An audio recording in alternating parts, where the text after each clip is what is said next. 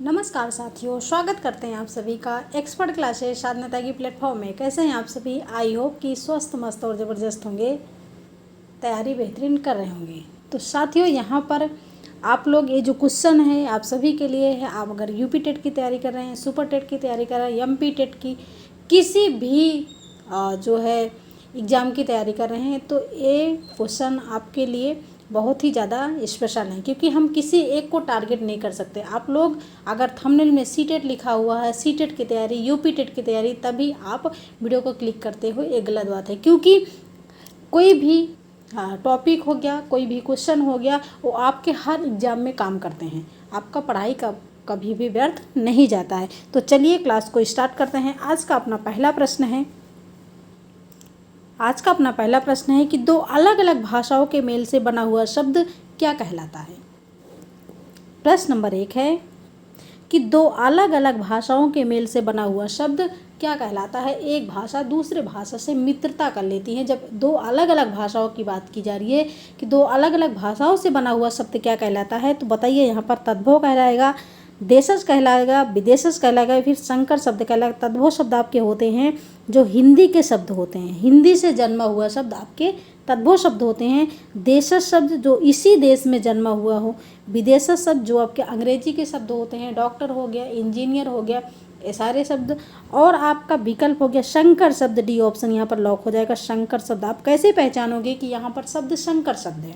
देखिए, यहाँ पर हम ले लेते हैं रेलगाड़ी,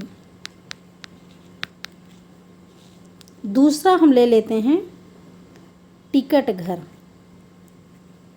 टिकट घर। तो यहाँ पर देखिए रेलगाड़ी, ये रेल शब्द कैसा है? अंग्रेजी के शब्द हैं। टिकट शब्द कैसा है? अंग्रेजी के शब्द हैं। और ये घर कैसा है? ये आपके हिंदी के शब्द हैं, ये आपके हिंदी के शब्द हैं। और ये गाड़ी आपके हिंदी के शब्द हैं। तो जब दो अलग अलग भाषा, यानी कि इसमें दो भाषा है, रेल भी है और गाड़ी भी, यानी कि रेल आपके अंग्रेजी और हिंदी दोनों भाषाओं के शब्द मिले हैं। अब बात की जा रही है कि दो अलग अलग भाषाओं के शब्दों से मेल से बना हुआ शब्द क्या कहलाता है, तो आपके संकर शब्द कहलाएंगे। जिसमें दो भाषाएं हो, वो चाहे हिंदी हो, अंग्रेजी हो, हिंदी हो, संस्कृत हो, ये सारे आपके संकर शब्द कहलाएंगे। ठीक है। प्रश्न नंबर 2 देखिएगा, हिंदी की प्रथम कहानी कौन सी है? हिंदी की प्रथम कहानी कौन सी है? इंदुमती, रानी केतकी की कहानी, उसने कहा था, या फिर इनमें से कोई नहीं था? आप कौन सा विकल्प लॉक करेंगे? क्या आप ए ऑप्शन को लॉक करेंगे, बी ऑप्शन को लॉक करेंगे? आपका ए ऑप्शन लॉक हो जाएगा कि इंदुमती।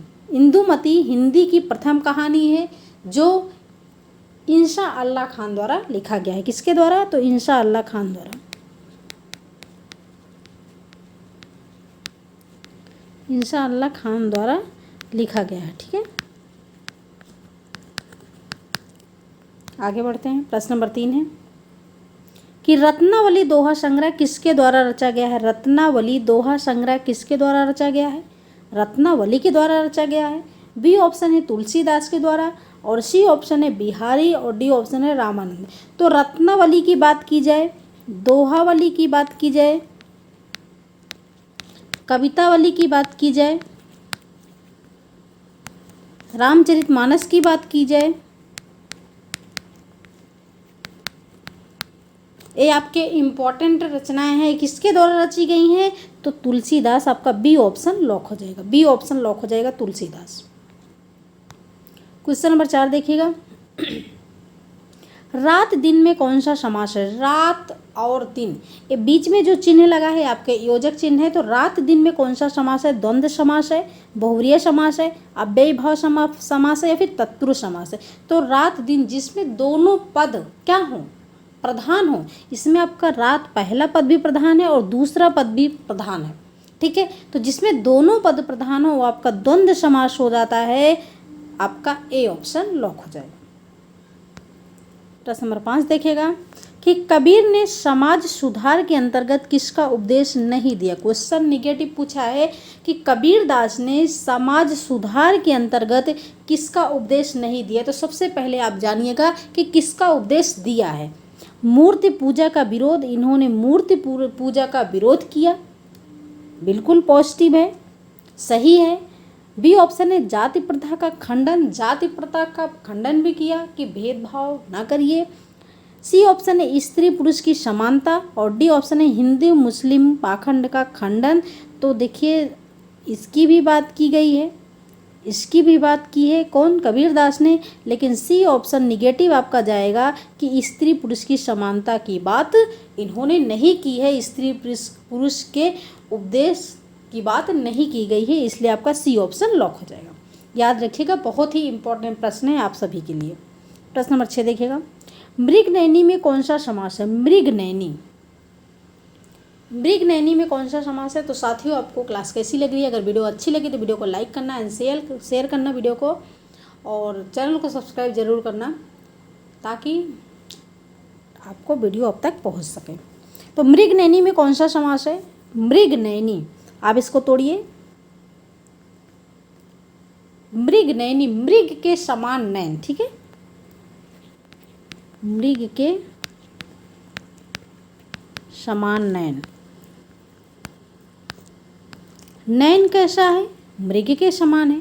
नयन कैसा है? मृग के समान है। जब नयन मृग के समान है तो नयन की विशेषता बताई जा रही है कि वो मृग के समान है, ठीक है। तो जहाँ पर विशेषता की बात की जाए वहाँ पर कौन सा समास हो जाएगा? कर्मधारय समास हो जाएगा। जैसे नील कमल, कमल कैसा है? नीला है। श्वेत कमल, कमल कैसा है? श्वेत है। नील गाय, लाल मिर्च, मिर्च कैसी है? लाल है। लाल मिर्च की विशेषता है कि वह लाल है, इसलिए यहाँ पर बी ऑप्शन कर्मधारय समास हो जाएगा। प्रश्न नंबर 7 देखिएगा, कौन से वर्ग में ह्रस्व स्वर है? ह्रस्व स्वर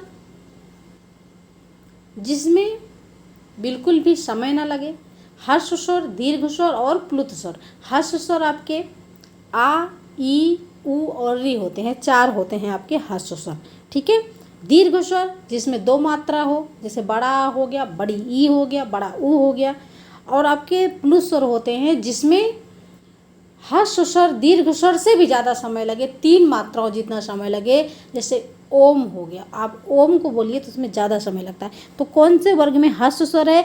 तो आ, मैंने कहा ना, जिसमें आ, ई, उ और री। तो किसमें भाई, किसमें है? आ, ई, उ और री, बी ऑप्शन यहाँ पर लॉक हो जाएगा। प्रश्न नंबर 8 बताइएगा कि स्पर्श व्यंजन वाला वर्ग कौन सा है? स्पर्श व्यंजन, स्पर्श व्यंजन की संख्या कितनी होती है हिंदी में? तो 25 यानी कि 25 होती है। कौन कौन वर्ग के स्पर्श व्यंजन होते हैं? का वर्ग, चा वर्ग, टा वर्ग, ता वर्ग और पा वर्ग। यहाँ पर मिल रहा है कुछ भी? यहाँ पर मिल रहा है, यहाँ पर ए है, आपका पहला विकल्प कट गया। या है, ए भी कट गया। ए भी शाखा शाहा है, ए भी कट गया। का, चा, टा, ता नहीं है, पा है, इसलिए आप डी ऑप्शन लॉक हो जाएगा। प्रश्न नंबर 9 देखिएगा, पल्लव के रचयिता हैं, पल्लव के रचयिता कौन है? सुमित्रा नंदन पंत, निराला, जयशंकर प्रसाद, महादेव वर्मा। जब पल्लव की बात की जाए, सबसे इम्पोर्टेंट रचना चिदम्बरा की बात की जाए,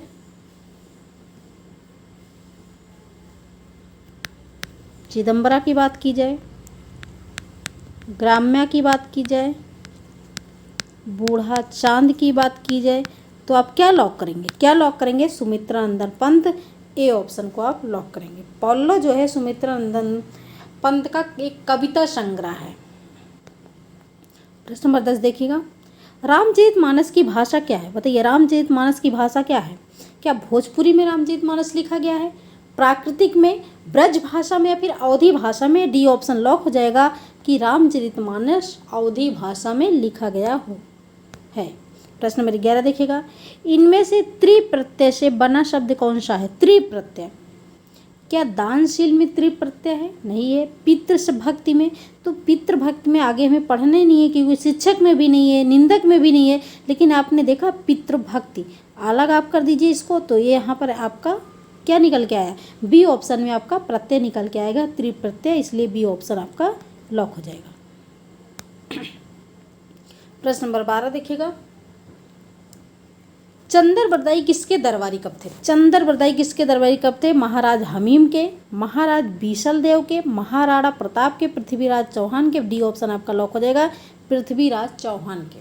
ठीक है, यहाँ पर जितने भी प्रश्न हैं बहुत ही ज़्यादा इम्पॉर्टेंट प्रश्न हैं। अगर आप इन 30 प्रश्न यहाँ पर है, 30 में अगर आप 20 प्रश्न कर लेते हो तो समझ लीजिए कि आपकी तैयारी अच्छी है। अगर आप एमपी टेट का तैयारी कर रहे हैं, यूपी टेट की तैयारी कर रहे हैं, बीपीएससी की तैयारी कर रहे हैं, किसी भी एग्ज़ाम की तैयारी कर रहे हैं तो आपकी तैयारी अच्छी है। आगे देखिएगा, प्रश्न नंबर 13 है, छत्रंज्ञा इनमें से किस वर्ग में है? छत्रंज्ञा और श्रावी आता है, तो छत्रंज्ञा इसमें से किस वर्ग में है? क्या संयुक्त व्यंजन है, दीर्घ व्यंजन है, स्वर है, व्यंजन है, उपयुक्त में से एक से ज़्यादा या सभी? कौन सा ऑप्शन लॉक होगा? ए ऑप्शन लॉक हो जाएगा, संयुक्त व्यंजन। दीर्घ व्यंजन ही दीर्घ स्वर होता है। ठीक है, प्रश्न नंबर 14 देखिएगा, very important question, very important question, समझ लीजिए, BIMP क्वेश्चन। भारत में भाषाओं का साहित्यिक विकास क्रम माना जाता है। ए ऑप्शन है संस्कृत, पाली, प्राकृतिक अपभ्रंश, संस्कृत, प्राकृतिक, पाली, अपभ्रंश, संस्कृत अपभ्रंश, पाली या फिर प्राकृतिक, पाली, संस्कृत, प्राकृतिक, अपभ्रंश, उपयुक्त में से एक से ज़्यादा या फिर सभी? तो आपका ए ऑप्शन लॉक हो जाएगा, संस्कृत, पाली, प्राकृतिक, अपभ्रंश, आपका उसके बाद हिंदी। ठीक है, तो आपका ए ऑप्शन लॉक हो जाएगा। क्वेश्चन नंबर 15 देखिएगा, क्वेश्चन नंबर 15, हिंदी दिवस किस दिन मनाया जाता है? हिंदी दिवस किस दिन मनाया जाता है? राष्ट्रीय हिंदी दिवस कब मनाया जाता है? प्रश्न ऐसे भी आ सकता है, राष्ट्रीय हिंदी दिवस कब मनाया जाता है? और जब अंतर्राष्ट्रीय बात की जाए, अंतर्राष्ट्रीय हिंदी दिवस कब मनाया जाता है? आप लोग कमेंट करके बताइए, अंतर्राष्ट्रीय हिंदी दिवस कब मनाया जाता है? फिलहाल यहाँ पर लॉक होगा आपका क्या, 14 सितंबर, 14 अप्रैल, 2 अक्टूबर और फिर 26 नवंबर। तो ए ऑप्शन लॉक हो जाएगा, 14 सितंबर। 14 सितंबर को हिंदी दिवस, राष्ट्रीय हिंदी दिवस मनाया जाता है। प्रश्न नंबर 16 देखिएगा, दर्शक शब्द के लिंग और प्रत्यय की पहचान करें। इसमें आपको लिंग भी बताना है और प्रत्यय भी बताना है। तो दर्शक, आपने कभी सुना है कि दर्शक बैठी हैं, दर्शक बैठे हैं? आपने दर्शक बैठे हैं, ठीक है, दर्शक बैठे हैं। तो जब दर्शक बैठे हैं तो इसका मतलब एक पुल्लिंग है।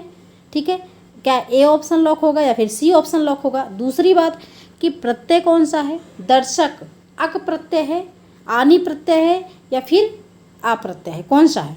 यहाँ पर देखिए स्त्रीलिंग है, तो स्त्रीलिंग वाला ऑप्शन तो कट गया है ना। आपको ए और सी में बताना है। तो दर्शक अक आ रहा है यानी कि पुल्लिंग है और अक प्रत्यय है, सी ऑप्शन लॉक हो जाएगा।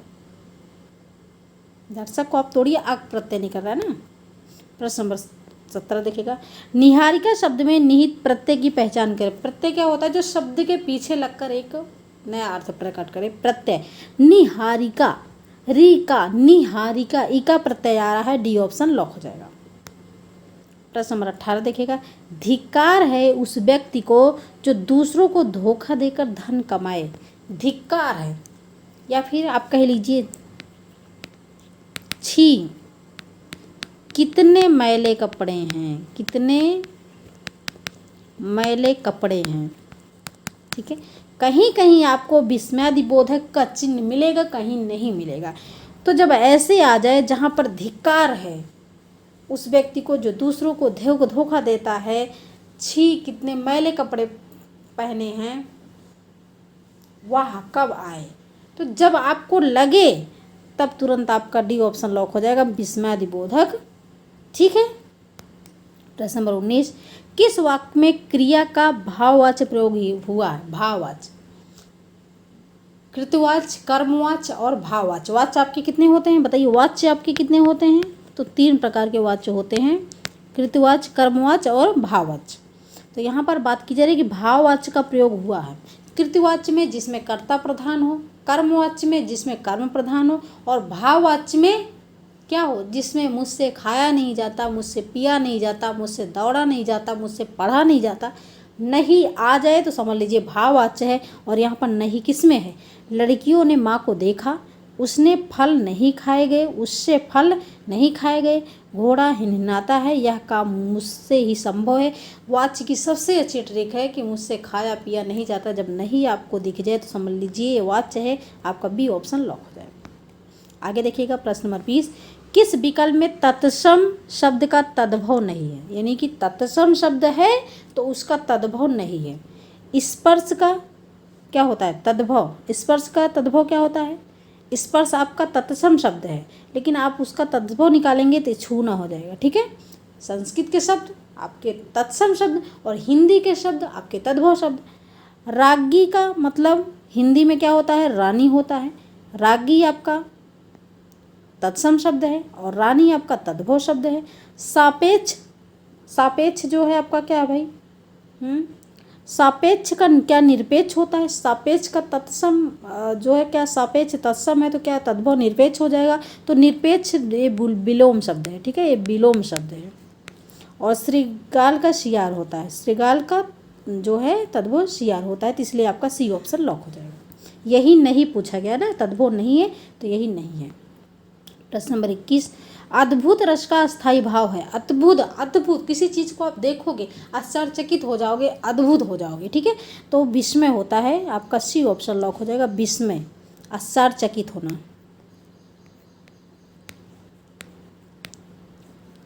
आश्चर्य होना, सी ऑप्शन लॉक हो जाएगा।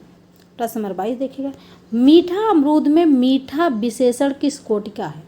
अमरूद कैसा है? मीठा है। तो अमरूद की विशेषता क्या है कि मीठा है भाई, उसका गुण है ना वो कि मीठा है, तो इसलिए आपका बी ऑप्शन लॉक हो जाएगा। गुणवाचक। परिमाणवाचक तो तब होगा जब 1 किलो 2 किलो है ना, जहाँ पर नाप तौल की बात की जाए। व्यक्तिवाचक में जहाँ का किसी का नाम हो। संख्या में बच्चे 3 बच्चे बैठे हैं, 50 बच्चे बैठे हैं, जहाँ पर संख्या की बात की जाती हो, तो इसलिए यहाँ पर बी ऑप्शन हो जाएगा। गुणवाचक की बात की जा रही है। प्रश्न नंबर 23 देखेगा, इनमें से कौन सा एक आकर्मक क्रिया का उदाहरण नहीं है? पूछा गया नहीं है, ध्यान रखिएगा। आकर्मक का मतलब होता है बिना कर्म के। आकर्मक बिना कर्म के, विदाउट कर्म। और सकर्मक का मतलब होता है कर्म सहित। सकर्मक, कर्म सहित।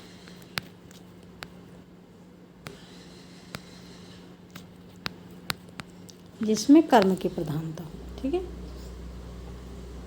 तो बात की गई है किसमें आकर्मक क्रिया नहीं है। सीता खाना बनाती है, जब वो खाना बनाती है तो इसका मतलब कुछ कर रही है, खाना बना रही है ना, कार्य तो कर रही है, तो ये का क्या है आपका? ये आपका सकर्मक क्रिया है। सोना चमकता है, सोना चमकता है, ये आपका क्या है? आकर्मक क्रिया है। हंसा रोती है, ये क्या है? रोना क्या है? रोना क्या है? हंसना क्या है? ये आपका आकर्मक क्रिया है। अशोक हंसता है, ये भी क्या है? आकर्मक क्रिया। लेकिन बात की गई है कि आकर्मक क्रिया का उदाहरण नहीं है, तो सकर्मक आपका ए ऑप्शन है। सीता खाना बनाती है, बाकी सब आकर्मक है। क्लियर। प्रश्न नंबर 24 देखिएगा, घनश्याम शब्द में कौन सा समास है? घनश्याम, घनश्याम किसको कहते हैं? किसको कहते हैं? श्री कृष्ण को कहते हैं। ना तो पहला पद प्रधान हो ना तो दूसरा पद प्रधान हो, जिसमें कोई भी पद प्रधान हो। घन के समान श्याम, घन के समान श्याम। जब घन के समान श्याम है तो इसका मतलब श्री कृष्ण की बात की जा रही है। इसमें जिसमें कोई पद प्रधान ना हो आपका बहुब्रीहि समास हो जाएगा। सी ऑप्शन लॉक हो जाएगा। प्रश्न नंबर 25 देखिएगा,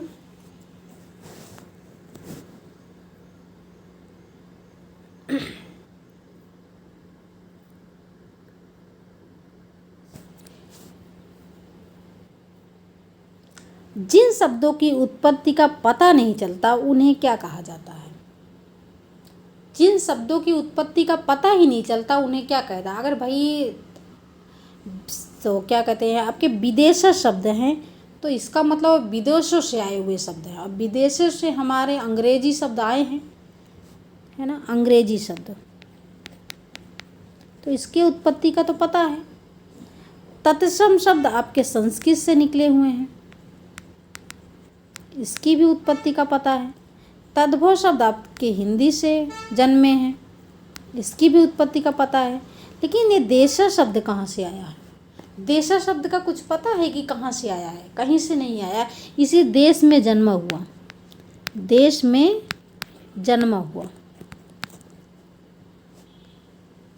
लोटा, बाल्टी, खटपट, चरमर, जैसी आवाज़ वैसे उसको आकार दे दिए, उसको नाम दे दिए। तो जो इसी देश में जन्मा हुआ हो उसको कहते हैं देशा शब्द। इसकी उत्पत्ति का कोई पता नहीं। ठीक है, तो बी ऑप्शन लॉक हो जाएगा।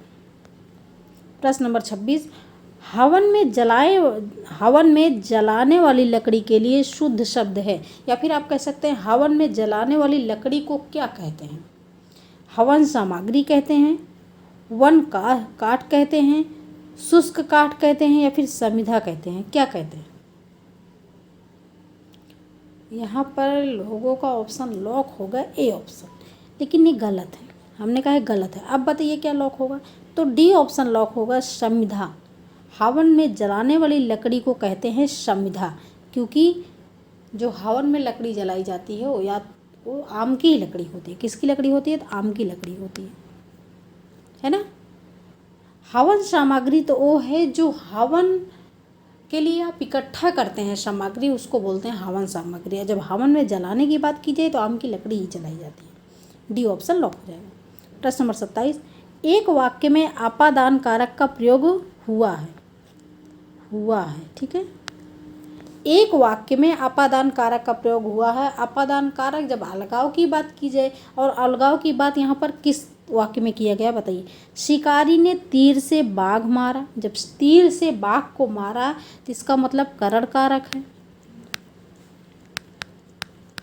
से आया है। हाथी के द्वारा पेड़ ढहा गया, ये भी आपका करण कारक हो गया, या फिर संप्रदान कारक हो गया। सत्संग से बुद्धि सुधरती है, से आ गया इसमें, ये भी करण कारक हो गया। लड़का बाजार से लौटा है, बताइए, इसमें भी से आया है, लेकिन लड़का बाजार से लौटा है, इसका मतलब वो बाजार गया, बाजार जाने के बाद वहाँ से लौटा है। तो बाजार से क्या हो गया? अलग हो गया कि नहीं? जब बाजार से अलग हो गया तो कौन सा कारक हो गया यहाँ पर? आपादान कारक हो गया। डी ऑप्शन लॉक हो जाएगा।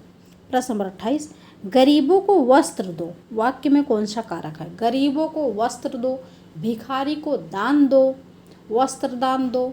ठीक है, जब दान की बात की जाए, वस्त्र दो, दान की बात की जाए, तो तुरंत आपका हो जाएगा संप्रदान कारक, दान संप्रदान। डी ऑप्शन लॉक हो जाएगा। प्रश्न नंबर 29 देखिएगा, मोहन पिताजी को पत्र लिख रहा है। क्या लिख रहा है? पत्र लिख रहा है। क्रिया का उचित विकल्प कौन सा होगा? क्या नाम धातु क्रिया है, आकर्मक क्रिया है, सकर्मक क्रिया है, प्रेरार्थक क्रिया? प्रेरार्थक क्रिया में क्या होता है कि कर्ता अपना कार्य स्वयं न करके, कर्ता अपना कार्य स्वयं न करके दूसरों से करवाए, तो वहाँ पर प्रेरार्थक क्रिया होता है। जिसे कह सकते हैं आप कि मालिक अपनी गाड़ी नौकर से साफ कराता है, अध्यापिका पुस्तक बच्चों से पढ़वाती है। जब अपना कार्य स्वयं ना करके जब दूसरों से करवाए तब वहाँ पर प्रेरणार्थक क्रिया हो जाएगा। तो मोहन पिताजी को पत्र लिख रहा है, क्रिया का उचित विकल्प कौन सा है? क्या आकर्मक क्रिया होगी या फिर सकर्मक क्रिया होगी? आकर्मक क्रिया का मतलब होता है जिसमें कर्म ही ना हो। सी ऑप्शन लॉक हो जाएगा, सकर्मक क्रिया, क्योंकि वो पत्र लिख रहा है। क्लियर? प्रश्न नंबर 30 देखिएगा, आसमान से गिरा खजूर पर अटका। आसमान से गिरा खजूर पर अटका, लोकोक्त का उपयुक्त अर्थ क्या होता है? कहते हैं ना, आसमान से गिरा खजूर पर अटका। बाधा मुक्त होना कि बाधा से मुक्त होना? पहला ऑप्शन तो कट गया। एक नई मुसीबत में पड़ना, मुसीबत ही मुसीबत, मुसीबत में किसी का सहारा बनना, ये तो गलत है भाई। बी और सी, बताइए कौन सा ऑप्शन लॉक होगा? बी ऑप्शन या फिर सी ऑप्शन? आपका बी ऑप्शन लॉक हो जाएगा कि आसमान से गिरा खजूर पर अटका, कि एक मुसीबत से छुटकारा पाकर गिरा और दूसरी मुसीबत में पड़ गया, कि एक नई मुसीबत में पड़ना। बी ऑप्शन लॉक हो जाएगा। तो साथियों, ये थे आज के 30 प्रश्न। 30 प्रश्न थे। आपको क्लास कैसी लगी? अगर अच्छी लगी तो वीडियो को लाइक करना, शेयर करना एंड चैनल को सब्सक्राइब जरूर करना। और अपना स्कोर जरूर बताइएगा कि इन 30 क्वेश्चन में आपने कितना स्कोर किया। Thanks for watching video. This is Sadhana Tyagi, expert class.